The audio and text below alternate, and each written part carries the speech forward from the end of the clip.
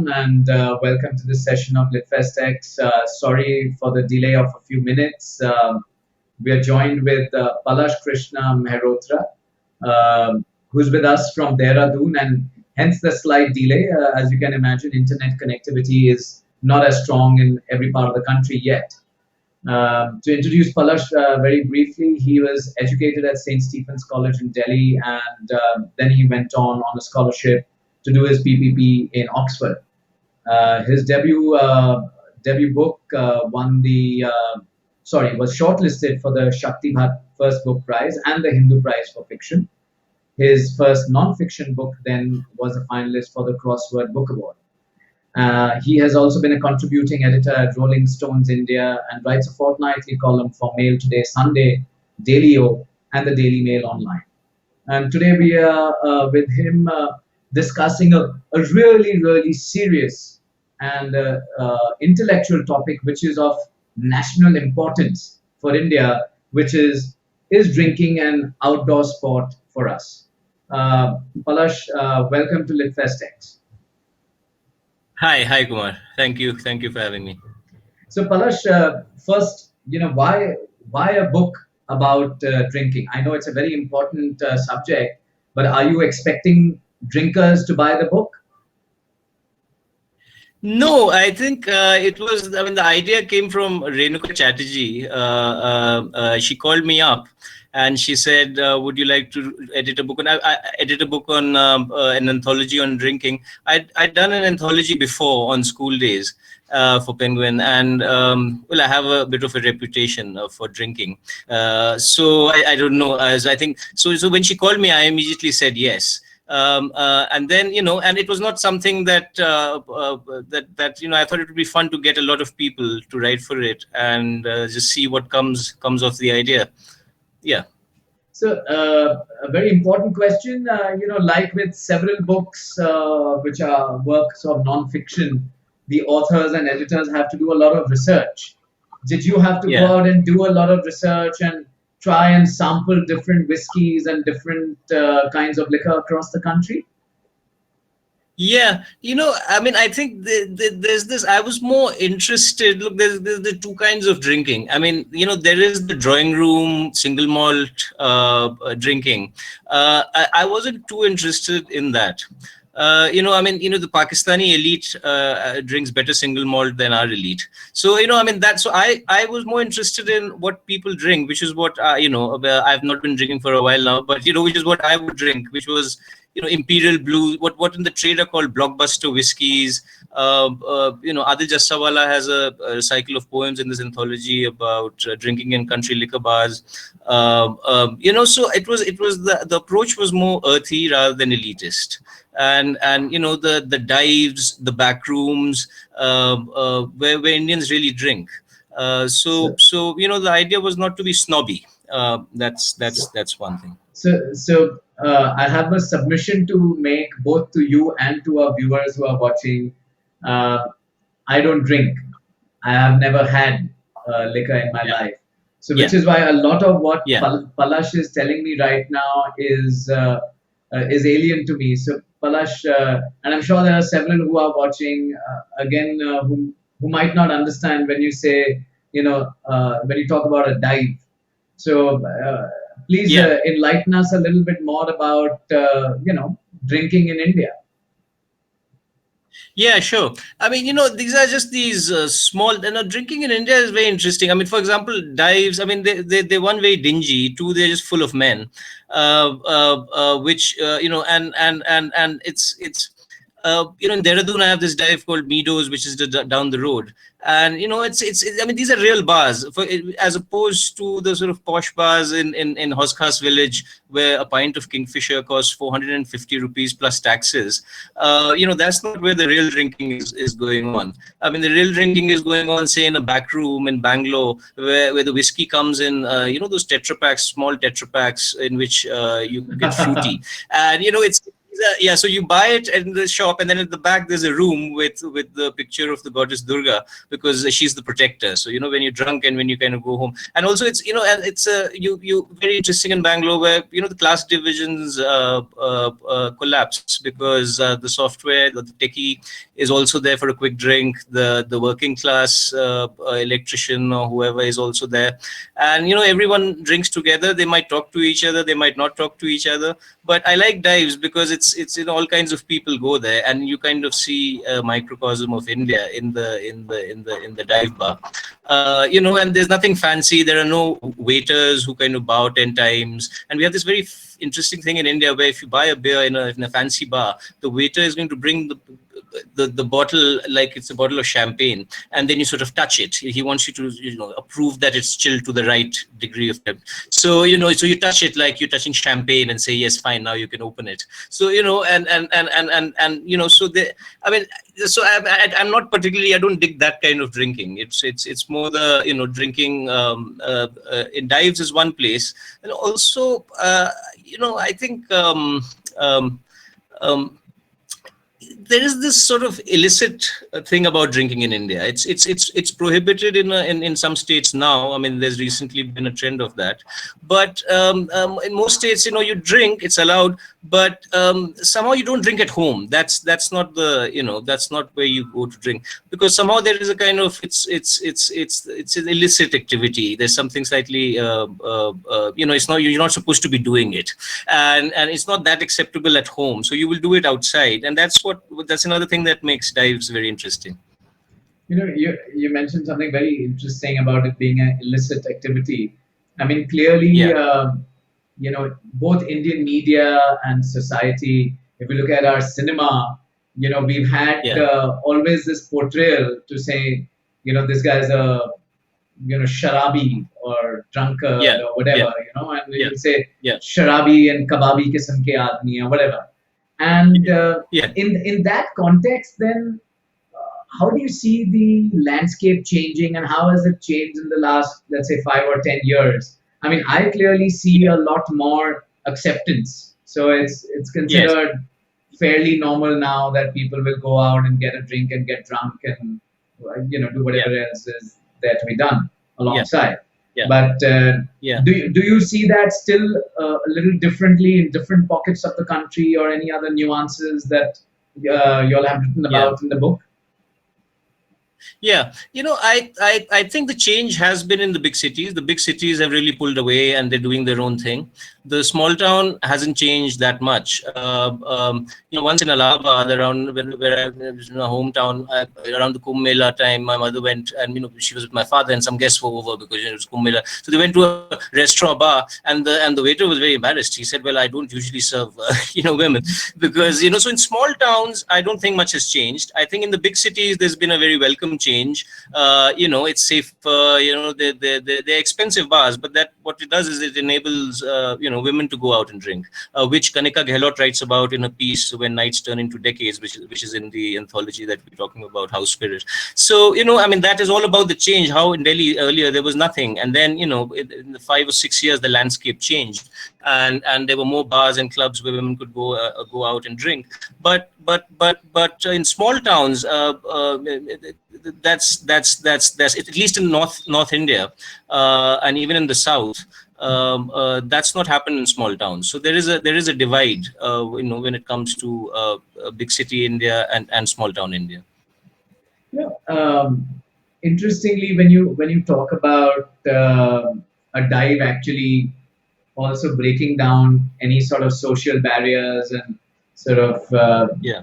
becoming like a place where, from top end to the middle to the bottom of the society, are sitting and Yeah. drinking together. Yes. So, In Bombay, for example, and Bangalore, you have this. In Delhi, you don't have dive. Sorry to interrupt, but in Bangalore and Bombay, yes, you have this. Exactly what you're saying. Yes. and then, do you find that there is an entire lot of people for whom drinking is not a social activity, who are going there to actually get buzzed, or to actually get high, and they will go with a certain amount of money and a certain amount of time that they have to go out Yeah. and get drunk enough. That's about it. Is that an Yes, yes, that's a emerging good trend question. now? Yeah. Yeah, that's a good question. I think that's happening more in say expensive bars in Hoskas village where people blow up a lot of black money, and along with drinking, they're doing other things as well. But in the small town dive or in a dive in Bombay, you have people, middle class people coming who then have to catch the last local, or like even in Dehradun, they have to go home to their wives. So you actually not see too many badly behaved people in dives. I mean, they know that they have to, they are going to have their two beers or whatever their preferred drink is, and then they go home. So it's always civilized. It's all over by 10 o'clock. They don't make it late. So I don't see that happening as such. I mean, in fact, I think there's more. More people just going out to get drunk in expensive bars, but that doesn't happen in dives. Uh, yeah, I mean, there's also this thing of, if you don't have the money to go to a dive, because even dive bars cost money. The other day I just gone for a walk in the evening, and I went past the blind school, which is there in Dehradun, and I was walking on the pavement, which is set away from the road, and suddenly I came upon, it was a Friday, and there were two people sitting there, and with the backs to the road, and they were just sharing a quarter bottle of cheap whiskey. So we if you can't afford the dive, then you just drink on the street, but sort of slightly tucked away in a gully or on a pavement, with your backs to the wall. So that's another, or outside beer shops, you'll see, a guy sort of standing with a beer and on his bike, and he'll have the beer there, and then go on. So I think yeah, I mean, it's interesting how it's taboo.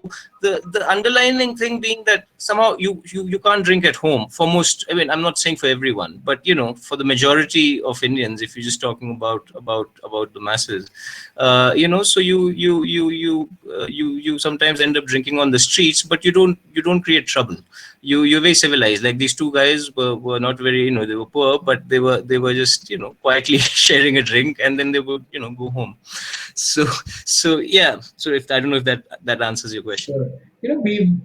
I mean, we still see sites of people queuing up outside these small shops, Yes, and yes, yes. and how do you think that is changing? Are people still going out to specific places to buy specific things, or is it more of a very general phenomenon? They don't mind where they get it from. I mean, I know India's had Yeah, issues where you have counterfeit, uh, liquor, counterfeit wine, counterfeit yeah, sort of, drinks. yeah, So yes, on both fronts, in terms of people's habits as well as the availability, what is the changes that yes. you're seeing there? Yes, yes. I mean, I think one thing is that, like with prohibition, now you clamp down, you don't allow liquor to be sold. Who does it affect? It affects the poor drinker, because the middle class, like in Gujarat, will always have access to a bootlegger. They can afford the markup, and alcohol will be delivered to your doorstep. But it's the poor guy who will, it's the working class that cannot afford to do that. And then that. So I'm very against prohibition, because I feel that it leads to something being criminalized, and when something is criminalized, you have a mafia forming, and then you can't control what the quality of stuff is that they're selling. I mean, there's this Johann Hari book about the first and last days on the war of drugs, and where he talks about this, and he says that there's nothing that the mafia fears more than something being legalized. Because so I think that is one. And the other thing is, yes, I mean even now, I mean, this whole government control of thekas, that leads to a lot of corruption. And in most thekas, you're not going to get the liquor you want. I mean, it'll be the brand that they are pushing, and so you can't get the beer you want. You can't get the, and I think that government control should go, because the government makes a lot of money by selling. I mean, they auction liquor vends, but then these liquor vends are very corrupt, and they're just these hole in the wall. You have good liquor coming in, and you have some shops in malls, but the vast swathes of the country and even in big cities, you buy your liquor from the theka, and the theka is like a funny sort of jail kind of place. It has wires, there's a little counter under which you slip your money, and the theka, the guy will give you whatever brand is giving him money, and he'll push that brand. So there's, because I mean, it's a huge liquor consumption is very high in India. It's the highest whiskey consumer in the world. So it's a very lucrative market, and so there is corruption because of that. So tell me, can liquor be sold online in India? I think in some places, I think in Bangalore you can buy liquor online, but in most parts you cannot. Although there are bootleggers even in Delhi after hours who will deliver for a markup, but legally I think at the moment no. I think maybe beer in Bombay you could always call for 2 bottles of beer or a bottle of wine or a bottle of whiskey, but I think it's all sort of it's not officially sanctioned, but it happens. So you think we might be able to see a $1 billion startup doing liquor, just selling liquor online in India? Do you Absolutely. think? Yeah. Absolutely. I think absolutely the market is ripe for that, except that it's the laws. And it's the typical Indian hypocrisy. The whole thing is that no, you pretend that you don't do it, but you can do it in any case. So with that hypocrisy prevents these law, and so you can't legally enter this business. But if they remove those restrictions, then I'm sure there'll be loads of people who'd be interested in investing in liquor startups where you can order from home. But I think why we won't change that law is the famous Indian hypocrisy, where we do things but we pretend that we're not doing it. And India has this interesting phenomenon, if I can call it, of dry days. And in your Yeah, research, exactly. are there any other sort of major countries which have a lot of these dry days where they are not allowed to consume liquor?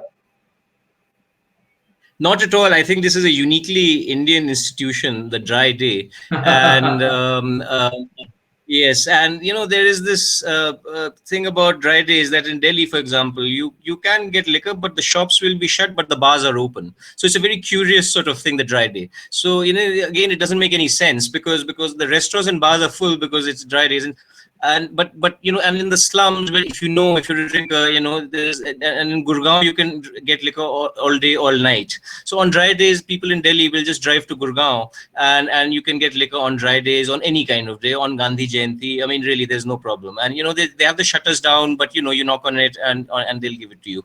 But there's this strange kind of thing. You can't drink. You can drink in bars, but you can't drink in. This also reminds me of that. There is this thing about if you really respected in India, then you have a dry day named after you. So there's this line from Munna Bhai where Sanjay Dutt Munna, he says that एक दिन मैं भी famous हो जाऊंगा, और जिस दिन something to that effect, just to paraphrase it, और फिर अपन के happy birthday पे भी आखा इंडिया में dry day होगा. So it's this whole thing of that if you're really a pillar of society and you pass away, then you have a dry day named after you. And Delhi, by the way, has the most dry days in the country. It has 25 dry days, which means pretty much in a year, 1 month, you can't get alcohol. 25 dry days. Why? Because and no other country has this. I mean, in New York, someone told me that one day they can choose the liquor vends, which they choose to be shut, but one day they have to be shut. But there is nothing. This is a very, and Delhi has the most number of dry days because I don't know, as a capital, I think it's supposed to represent every community and every caste. So Dehradun doesn't have that many dry days. These are state laws, but Delhi has the maximum number. And sometimes you're really puzzled why it's a dry day. So once I discovered it was Valmik Jayanti. Once I discovered it was Jhulelal Jayanti. So I mean, it's the yeah. So Delhi has 25 dry days in a year, which is the maximum in the country. And it's basically, yes, if you're a respected pillar of society who passes away, then the community demands that is then be dry. This day should be dry. And that's why I find that line from Munna Bhai very revealing and absolutely perfect for the कि अभी जब मैं famous हो जाऊंगा तो आखा India में मेरा happy birthday पे भी dry day होगा. So it's a very peculiarly Indian concept. It doesn't I mean, some respecting someone or what does that have to do with having a drink? And then what happens is the mafia forms. Then in the slum they have massive fridges in the slums. If you go to Jal Vihar, which is behind Defense Colony in Delhi, I mean, they have huge fridges, refrigerators full of whatever you want, and then the police basically takes their cut from it. And banning anything, what it leads to is all kinds of nexus forming. But just dry days is a very peculiarly Indian thing. Yeah. So so that's Some very interesting yeah. and fun insights there, Palash, and good to have you on LitFestx. I'm sure a Yeah. lot of our viewers will be interested in learning more, and they'll probably connect with you or buy your book. And wish Yeah. you success in all your future writing. Thank you, Kumar, so much. Thank you for having me. Thanks.